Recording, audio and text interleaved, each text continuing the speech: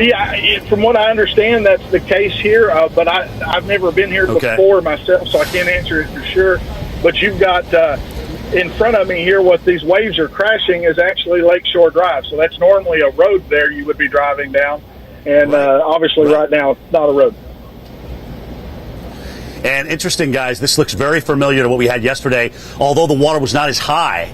And because it was lower, it was actually crashing into and then spraying up on the seawall. Charles was there when we were doing that. And now you've got water that's risen so high on the northern side of Lake Pontchartrain, which is where he is in Mandeville. Because of the south wind, now the water has gone in that direction. If you were watching Reynolds Wolf a couple of hours ago with us, he was in the same place we were yesterday and was docile. The water was down. There was no waves virtually at all. And that is simply due to the change in wind direction. All right, Pete, before I let you go, still looking at a situation where we don't have water in homes, right? Correct. Talking to local police, at this point in time, they are concerned that high tide will be about 9 p.m. tonight. And so they're concerned when high tide and also the additional rainfall that could be concerned getting into homes if the water continues to rise. All right, so again, to point to our talk this earlier, the worst of this may be after landfall for a lot of areas, especially in Louisiana and Mississippi. Charles Peak, I thank you, buddy. Happy birthday, by the way, Charles.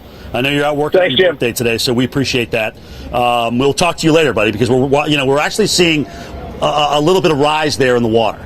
All right, so earlier on, I was showing you pictures down in Lafourche Parish. We've got issues in Terrebonne Parish as well. Let's find out how they're doing. Colonel Terry Vague is with us on the phone, I believe, and let's talk a little bit to him about what's happening in Terrebonne Parish. Colonel, thanks for talking to us. What's the latest? Jim, we're still experiencing some pretty heavy winds that's still coming out of the south, which, we'd prefer it to turn to the north eventually when the storm gets up from us.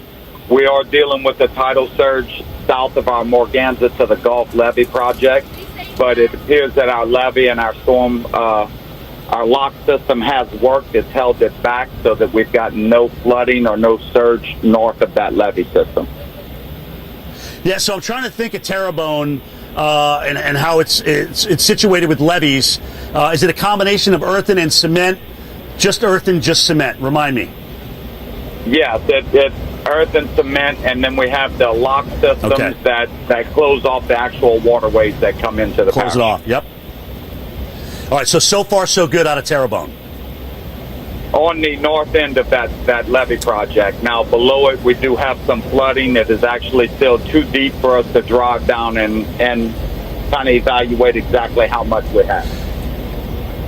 Did you get people that were under the evacuation or voluntarily evac? Are you pleased with how that went, or are there potentially folks down there now in that water?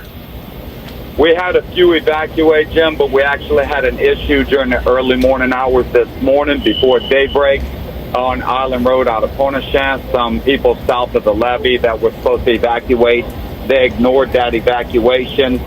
Things got real bad. The water came up real high, and they had to call us for a rescue.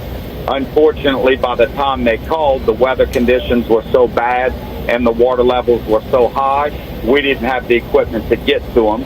We had to call in the Coast Guard. The Coast Guard had to rescue them by helicopter. Okay, so they have been rescued at this point, and they're safe. They're on dry ground, if you will. That's correct. They have been rescued, Jim.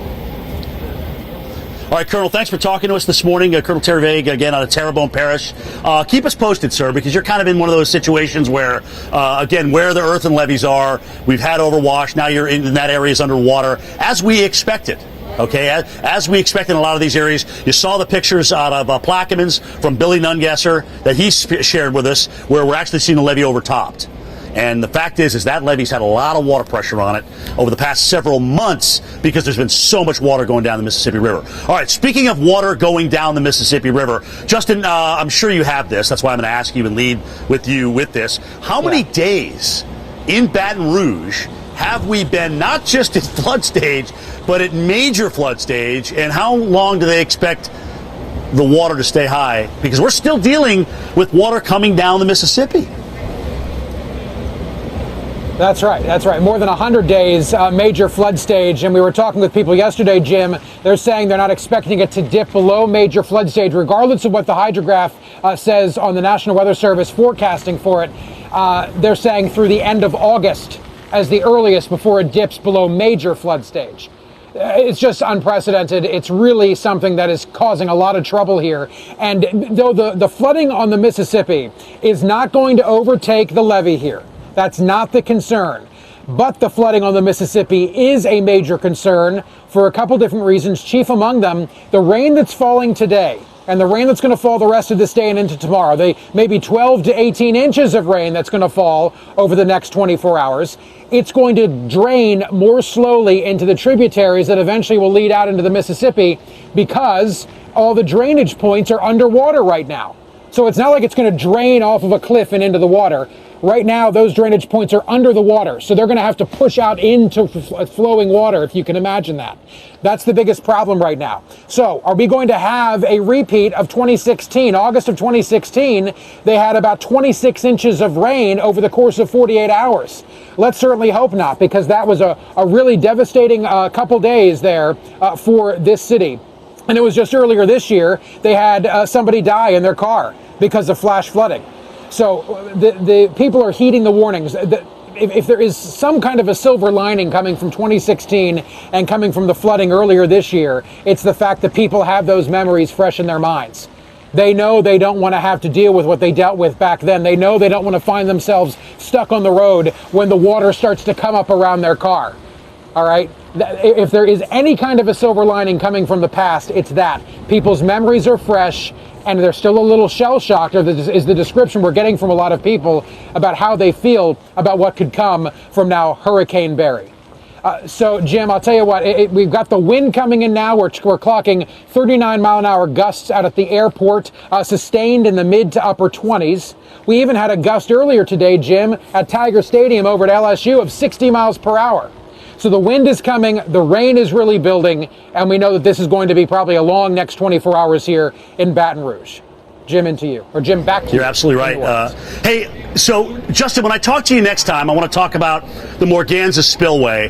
It's been a big discussion of controversy. They've had to open it twice so far. Is there talk of that again, potentially, because of what might happen with Bear?